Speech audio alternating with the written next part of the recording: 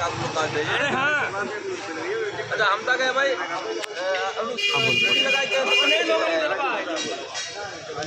हमारे राष्ट्रीय ग्रामीण डाक एसोसिएशन के हमारे प्रांतीय सचिव, साथ ही all India postal employees GDS union के हमारे डिविजनल सेक्रेटरी, अध्यक्ष, नेशनल यूनियन के समस्त GDS यूनियन के पदाधिकारी एवं सभी उपस्थित साथियों, ये पूर्व निर्धारित कार्यक्रम के अनुसार आज 12 दिसंबर से जो ऑल इंडिया पोस्टल एम्प्लॉइज़ है और नेशनल यूनियन है, दोनों यूनियनों के आह्वान पर आज 12 दिसंबर से अनिश्चितकालीन हड़ताल जो प्रारंभ हुई है उसका आज पहला दिन है। साथियों, ये स्ट्राइक की बात पहले भी स्टार्ट हुई थी, लेकिन सरकार के बीच में और यूनियनों के बीच में कुछ वार्ता हुई थी और सरकार के द्वारा ये आश्वासन दिया गया था कि जो आपकी मांगे हैं उन पर हम सहानुभूतिपूर्वक विचार करेंगे। लेकिन सरकार द्वारा केवल आश्वासन दिए जाने के बाद भी उन मांगों पर कोई कार्रवाई न किए जाने से इन दोनों यूनियनों को, पदाधिकारियों को ये निर्णय लेना पड़ा कि हम 12 तारीख से जो है अनिश्चितकालीन हड़ताल पर जाएंगे। इसका बाकायदा नोटिस दिया गया है। हमारे बहुत से नए साथी जो आए हुए हैं, जिनको अभी यूनियन की गतिविधियों के बारे में, उनके एक्टिविटीज़ के बारे में भी बहुत सी जानकारी नहीं है,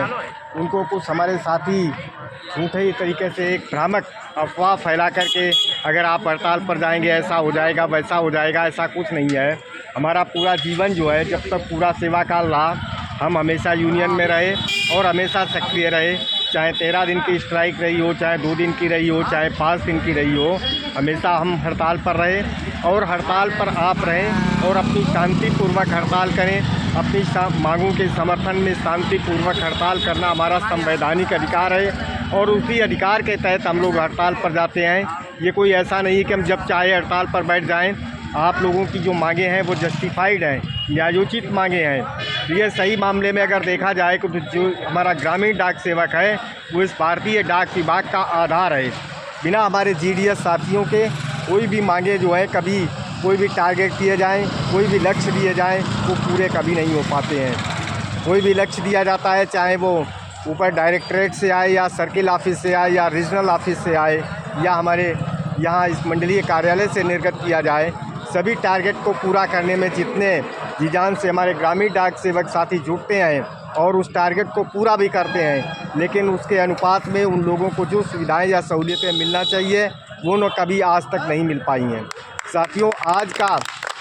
युग ये प्रजातंत्र का युग है। इस युग में हर व्यक्ति को, हर कर्मचारी, जब तक आप अपनी मांगों के विषय में स्वयं जागरूक नहीं होंगे, अपनी मांगों के समर्थन में स्वयं अपनी आवाज़ बुलंद नहीं करेंगे, तब तक सरकार कुछ देने वाली नहीं है। तमाम आपने देखा होगा जो कर्मचारी हैं वो अपनी मांगों के समर्थन में सरकार को जगाते रहते हैं, हड़ताल करते हैं, जिंदाबाद मुर्दाबाद करते हैं। तो जो उनकी मांगे, आप अपनी जस्टिफाइड मांगों को जब तक आप स्वयं नहीं उठाएंगे तो सरकार जागरूक नहीं होगी। सरकार तो ये चाहती है, देखिए केंद्र सरकार के जितने भी कर्मचारी थे 2004 के बाद सारी पेंशन समाप्त कर दी गई। पेंशन के लिए हमारे तमाम कर्मचारियों ने हड़ताल की, आज भी निरंतर प्रयासरत हैं और अपनी पुरानी पेंशन को बहाल करने के लिए निरंतर कर्मचारी लगे हुए हैं, लेकिन अभी उन्हें सफलता नहीं मिली है। तो इसलिए आपकी भी जो ये मांगे हैं, इन मांगों के लिए बहुत एक लंबे अरसे से हड़ताल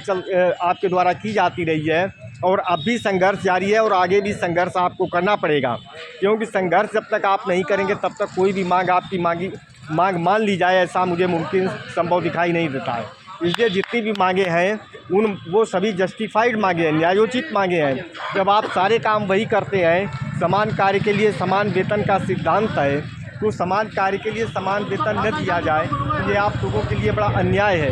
इसलिए देखिए, दूसरी बात एक और बता दें कि हम ये देखते हैं कभी कभी लोग ये कह देते हैं कि वो नहीं आए, वो नहीं आए। आप एक एक करके आज जितने लोग यहाँ पर बैठे हुए हैं, कल और लोगों के बीच में संदेश जाएगा कि हमारे इतने साथी बैठे हैं हड़ताल पर, तो उसमें और वृद्धि होगी और वृद्धि होगी। तो निरंतर अगर आप जितने आज लोग बैठे हुए हैं, कल एक एक लोगों को और आप बुलाएंगे तो जितने लोग आज यहाँ पर बैठे हुए हैं उससे दूने लोग हो जाएंगे।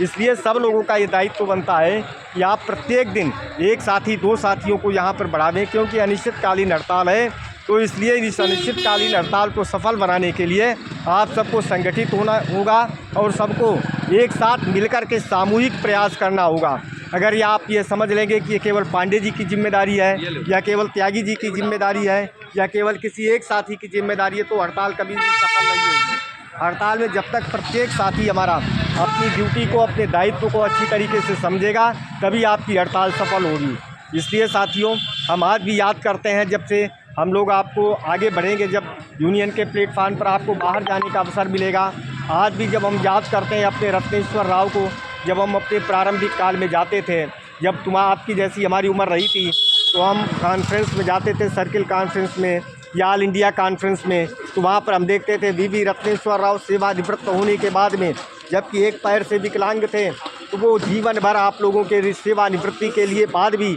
आप लोगों के हक के लिए लड़ता रहा। ऐसे व्यक्ति का स्मरण करते ही उसका अपना सर जो है आदर के साथ उस व्यक्ति के सामने आज भी झुक जाता है। तो साथियों, ये आप सब जो व्यक्ति अपने सेवानिवृत्ति के बाद भी आपके लोगों के लिए लड़ता रहा, तो आप उनसे प्रेरणा लें। हम आज भी उनसे प्रेरणा लेते हैं कि वो हमारे लिए लड़ सकता है, तो हम स्वयं अपने लिए क्यों नहीं लड़ सकते हैं। इसलिए हमारी सभी साथियों से अपील है, सभी साथियों से गुजारिश है कि आज जितने लोग यहाँ पर आए हुए हैं, कल अगर एक एक आदमी और बढ़ाएंगे तो इससे दूनी संख्या होगी, अगर दो दो बढ़ा लेंगे तो इससे 3 गुनी संख्या हो जाएगी। इसलिए हम सब लोगों का ये दायित्व है कि सब लोग सामूहिक रूप से प्रयास करते हुए अपनी जो भी आपकी है 8 मांगे यहाँ पर बोर्ड पे लिखी हुई है, जो आपको सभी लोगों को अवगत है उन मांगों से, आप उन मांगों के समर्थन में निरंतर अनिश्चितकालीन हड़ताल है। और इस बात का कभी मन में वो भ्रम न लाए कि हमारा वेतन कट जाएगा। साथियों, संघर्ष में नुकसान भी होता है और फ़ायदा भी होता है, इसलिए आप अपनी हड़ताल के समर्थन में यहाँ पर डटे रहें और जब तक मांगे न मानी जाएँ तब तक निरंतर